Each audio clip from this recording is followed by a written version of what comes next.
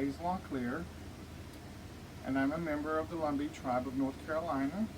I'm 57 years old, and today I'll be creating a piece of pinecone patchwork that I learned from Miss Kate Rensler, who studied the quilt at UNC Pembroke, created by Maggie Lowry. I'm going to start ironing the materials. You'll see me do the folds, and then we'll sew it together. And a little more about me: I grew up in the Union Chapel community of Robeson County. I'm the son of Hayes and Louise Locklear, the grandson of Foden and Hayes Sr. Locklear, and my paternal grandparents are Buford and Addie Chalis from Saddle Tree. I have one brother, Tim, and he has 3 kids, Hillary, Dustin, and Seth.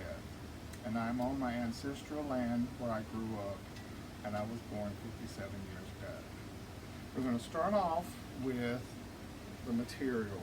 And I'm creating a mandala form today. It's a round circle, and mandalas are used for meditation, for relaxation, and it's also preserving our culture as well, Lumbee culture.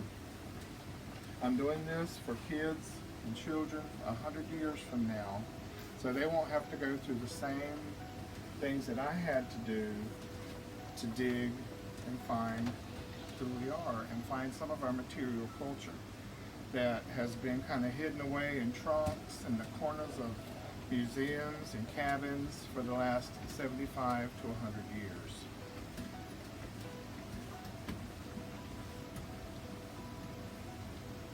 Of course, Indian people didn't have cotton cloth until Europeans came to America, and we adapted to it pretty quickly because it's so cool. And it's a lot easier to make the clothing out of cotton cloth than it is leather. But you have to prepare and tan and kill the animal and harvest the animal and all of those things.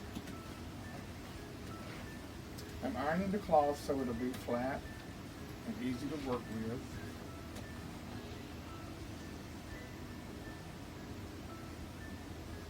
Iron the front side and the back side to make sure there are no wrinkles.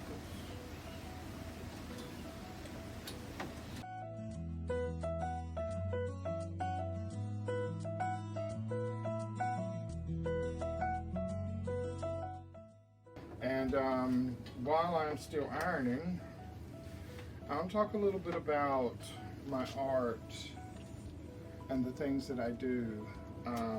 This is just a small part of my creative ability. It's something that I'm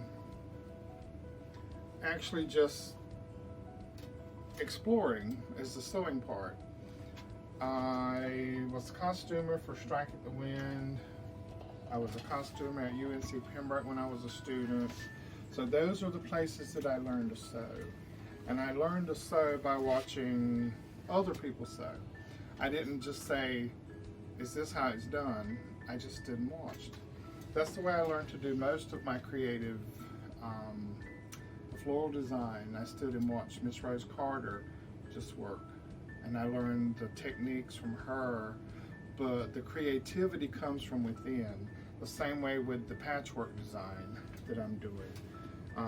Just like Maggie, who was the oldest daughter of Henry Brady Lowry, she was a very creative person. And I can tell that by looking at her artwork and her clothing and her pictures, because she was very creative in everything she did. And I try to be the same way too with the things that I make.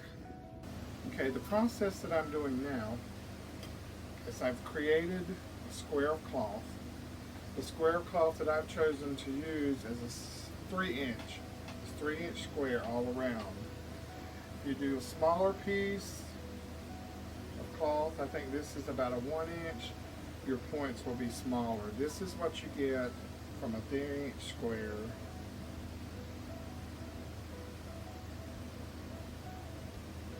And this is actually more the size that Maggie did Hers was actually smaller than a 1 inch.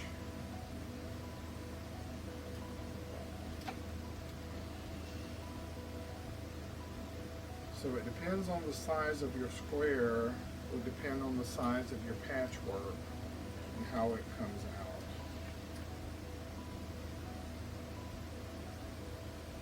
See the difference? This will take many more squares and much more time. This is a good size, it looks nice, it works well, and it doesn't take you forever to cut and fold pieces. So I'm folding the cloth. You fold it corner to corner, and then you iron, and then you take and fold these two corners together.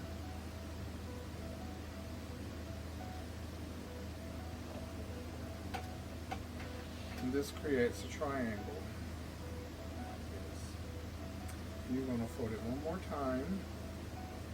This is a trifold, not a bifold. A trifold is folded 3 times, a bifold is folded 2 times.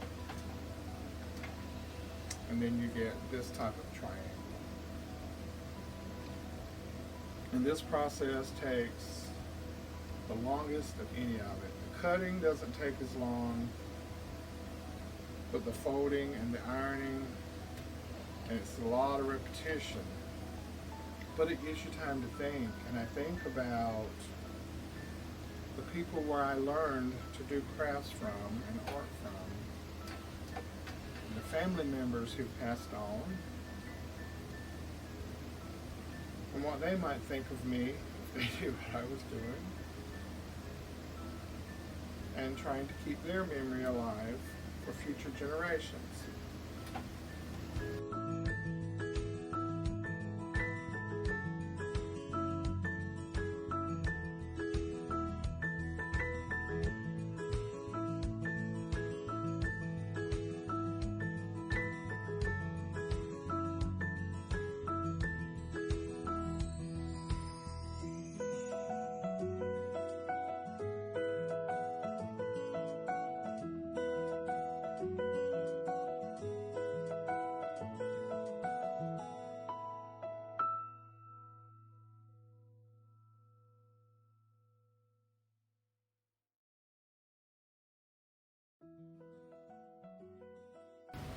Okay, now that you've got your folds and your ironing and your little triangles, now it's time to put them together in your circular form. This was recreating the bottom of a longleaf pine cone, and it's also reminiscent of a mandala, which is circular.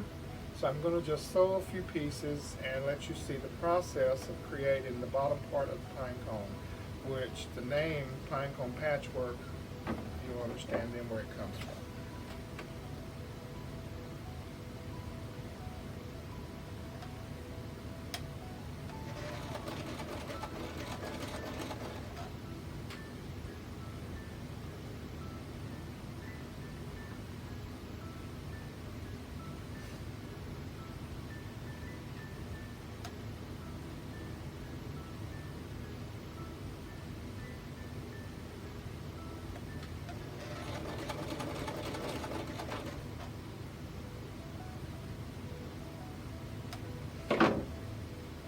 This is your most important circle. The inner circle, it's pretty hard to mess it up, but the next one is what is actually going to set the tone for the rest of your circles, so that they will be even and complete.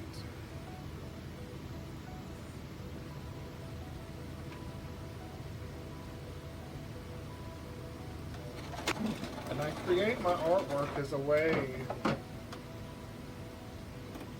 keep tradition alive.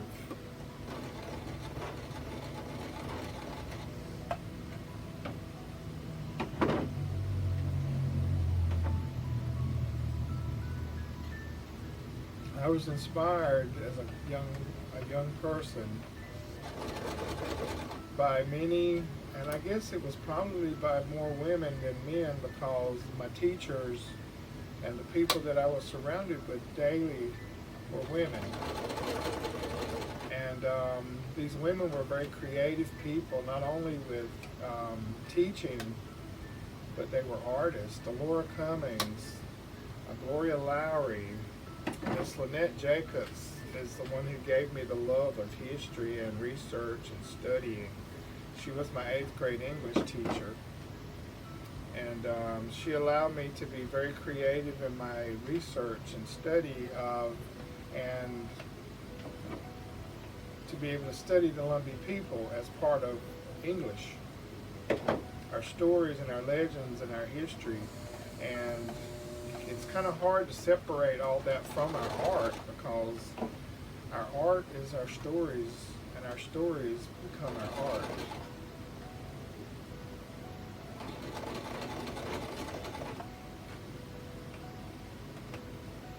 And these things come through our mothers too. As our mothers tell us stories when we're babies, and they sing to us, and they rock us.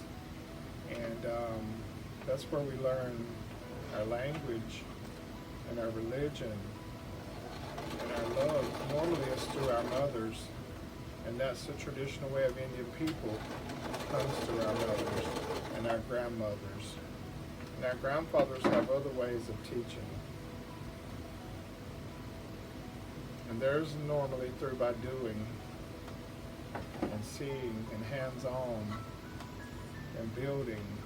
And then you just incorporate it all together into one nice little mandala of a pinecone patchwork piece.